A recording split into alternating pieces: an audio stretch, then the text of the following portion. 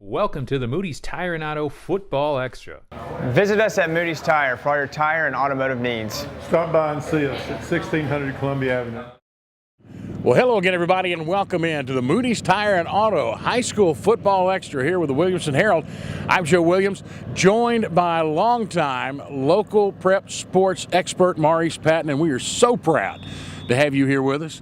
Behind the scenes today, the video journalist extraordinaire, Charles Pulliam. And Maurice, you and I have watched a lot of high school football and sports period in this county, and this weekend is setting up to be one of the great ones. We've got a Thursday-Friday night combo, and Thursday night is kind of a do-or-die setup as Centennial hosts Independence, both of them now with one district loss. This is it's a do-or-die game. Obviously, it'll be interesting to see how Centennial comes back after last week's loss to Ravenwood, and like you said, both of them having one loss in the district, both of them to Ravenwood.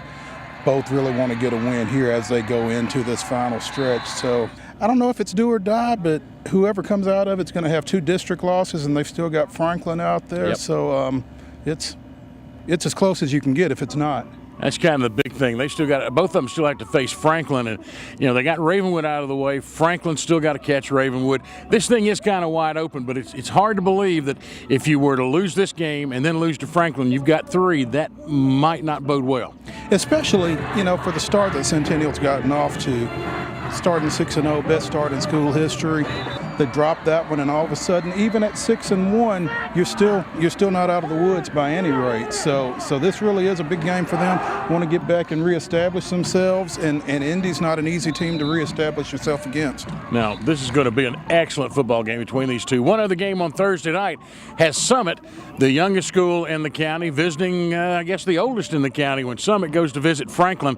And I guarantee you, Donnie Webb is not going to let his kids think about anything beyond Summit. Absolutely. And, Summit, I think, has had a couple of injuries here over the last couple of weeks. Tough go for them. First-year coach Brian Coleman down there already having their problems. And then with the injury situation, young, small, not a real good situation for them to be in. And again, with a Franklin team that's still got the biggest part of its schedule out in front of them. They've still got Centennial, still got Independence, still got Ravenwood. So they're getting ready for this late season push right here. Tough spot for Summit. Somehow I'm betting that Maurice will be writing about this on his new blog. Tell me about the new blog. MoPattonSports.wordpress.com. Check me out there. Trying to do some stuff that I've done previously and trying to do a little new stuff, so reinventing a little bit. Just two of the big games this week. Now, the great part about today is it's a beautiful day, Maurice. We're out here at BGA where the Wildcats are finishing getting ready for what is going to be a very big game with Knoxville Webb and a preview, if you will, of how their playoff chances are going to go, I think. Absolutely. Probably the biggest game of the year for BGA to this point. Playing a Knoxville Webb team that pretty well speaks for itself. They won last year's D2A championship. They've won a few of those in the past. BGA went to Knoxville last year and played them and got down early and never really gave themselves a chance. So I'm sure Rock Batten and his staff are looking to kind of weather Webb storm early on, try to make this a game for 4 quarters and see what happens. And I think the schedule that they've played is really going to lend itself well to that. I was going to say, I looked up and Webb 3-2 on the year, and then I see they went to Maryville, the 6A power, and only, they lost, but it was 28-7, and Maryville has put the hurt on some folks, especially even on the 6A level. That tells me something about the Knox Webb team coming in. Exactly, and obviously there's no shame in losing 28-7 to Maryville. They've got a linebacker, Brant Mitchell, who is committed to Georgia Tech as well, and like I said, we know what that program's about. Last year they had a kid, Todd Kelly, who's now playing at UT, so that just kind of speaks to the talent that program has, and this will be a tough game for BGA, but like I said, I think the schedule that they played kind of has them a little bit better prepared for it than last year maybe. The other game Friday night we're going to be watching kind of close is kind of a trap game almost in my mind as Ravenwood travels down to Dixon County. Dixon County not the same Cougar team that we've known in the past, and Maurice, they're coming off the win over Centennial, and then they've got the big game next week against Franklin, that they being Ravenwood. This is that middle game that can be a trap.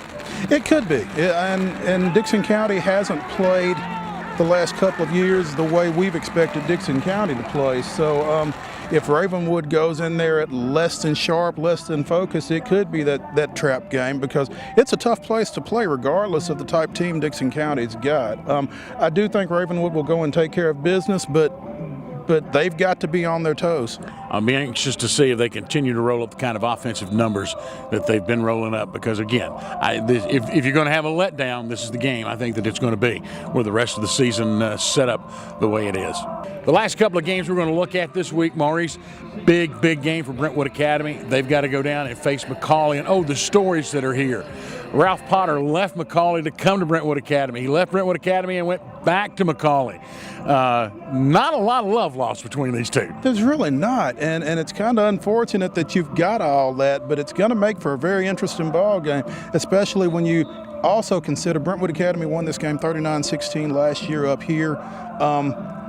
And I remember talking to Ralph after the game, and I think he was kind of disappointed that his team didn't play 4 quarters. I don't think that's going to be the case this time around.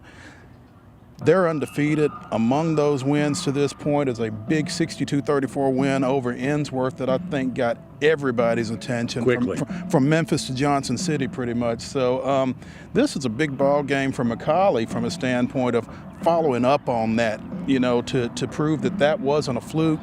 And for a Brentwood Academy team that has shown an ability to score a lot of points, but at the same time has shown an ability to give up a lot of points, this could be a track meet.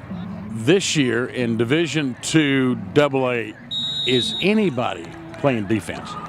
50-44 in overtime. 50 points, 40 points, not unusual at all to see on the scoreboard. It's on both sides of the board. Depends on who you ask regarding that defensive question. But yeah, MBA goes to Brentwood a couple of weeks ago, 52-44. Ensworth MBA 50-44. The points are up, and I don't know if everybody's best athletes are on offense or what it is, but there's a lot of scoring going on. So scoring 40 doesn't get you out of the woods at this point. It makes for exciting football.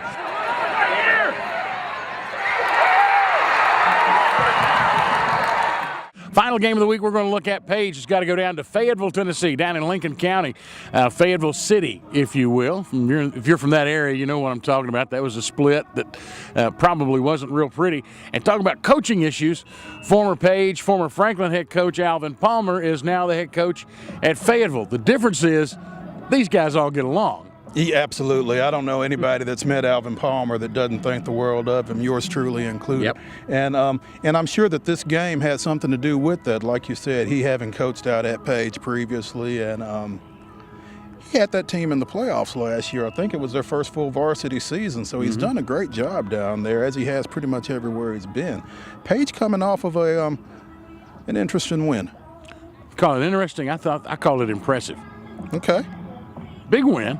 As Charles Rathbone has his Patriots about ready to go back to the playoffs. They took a couple of losses early, and if you look just at their record so far, you may not see that. But considering what they've got left, I think they still got a chance to get in there. Oh, absolutely. I think, beating Giles County, the defending 4A runner-up from last year, big win over Forest in overtime the week before that, so it looks like they've got things headed in the right direction right now. Michael Magucci has become developing into one of those quarterbacks like Zach Mizell, somebody you're going to remember even in a couple of years. Exactly. I think the growth that he has shown from the beginning of the season to now has really been the key to Page's improvement over the course of the year. All right, that's going to do it for this edition of the Moody's Tire and Auto Football Extra. Please be sure and join us. You can follow us on Twitter at WH Sports. And of course, we're on Facebook, and don't forget, check us out online at WilliamsonHerald.com. For Maurice Patton and, of course, Charles Pulliam. I'm not used to him being on that side of the camera. I'm Joe Williams. Thank you for joining us. We'll see you next week on the Moody's Tire and Auto Football Extra.